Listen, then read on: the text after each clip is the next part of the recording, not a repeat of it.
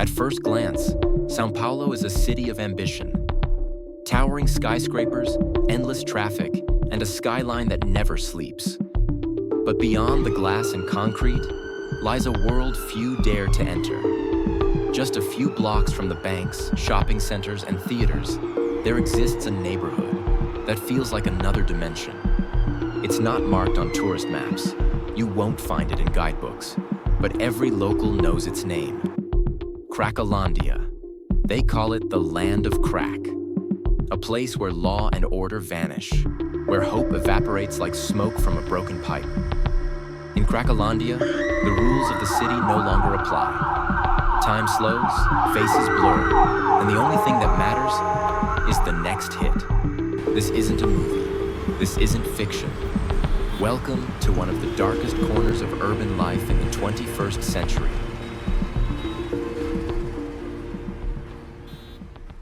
Cracolandia isn't just a name. It's a word that carries weight in São Paulo. You won't find it on a tourist map. And yet, everyone knows exactly where it is.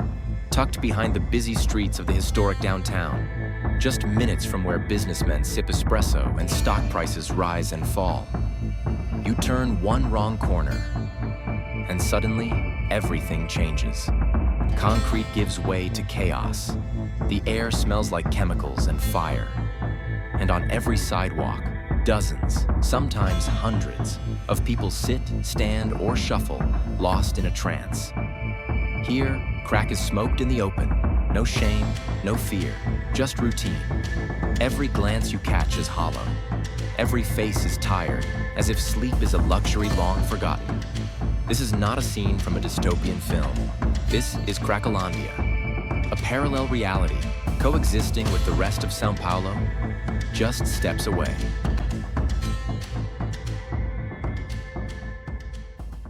What's perhaps most shocking is that the police are there. They see the pipes, the deals, the overdoses. They walk past men lying unconscious on the pavement, women smoking crack beside piles of garbage, and teenage boys acting as lookouts for street dealers. And often, they do nothing. Years of raids, arrests, and tough-on-crime policies have done little but shift the problem from block to block. Crackdowns have become routine. But the addiction, the desperation, it always comes back. Locals say it's like cutting a tumor with a butter knife. You don't remove it, you just make it bleed more. Some officers have lost faith, others fear retaliation, and some, they're simply paid to look the other way.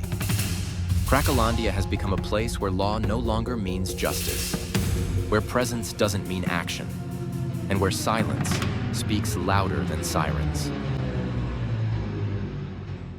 Why doesn't Cracolandia go away? Why, after decades of media coverage, police raids, and public outrage, does it still grow back like a weed through concrete? Because this isn't just about drugs. It's about poverty that's been ignored, trauma that's been untreated, and a society that punishes suffering instead of healing it. Most of the people here didn't wake up one day and choose to smoke crack. They grew up in broken homes, faced abuse, lost their jobs, lost their families, and when they fell, no one caught them. In Brazil, the mental health system is underfunded. Shelters are overcrowded. Rehab is expensive and rare. And public policies focus more on removing addicts from the streets than removing the reasons they're there.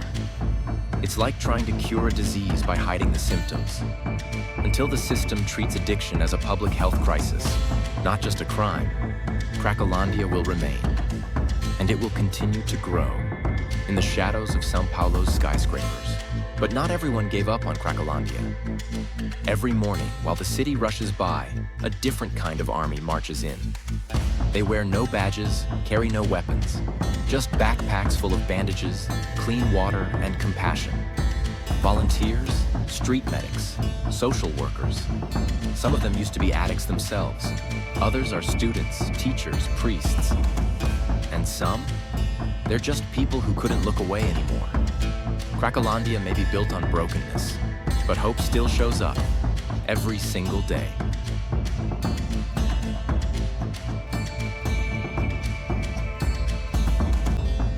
Cracolandia isn't just a place.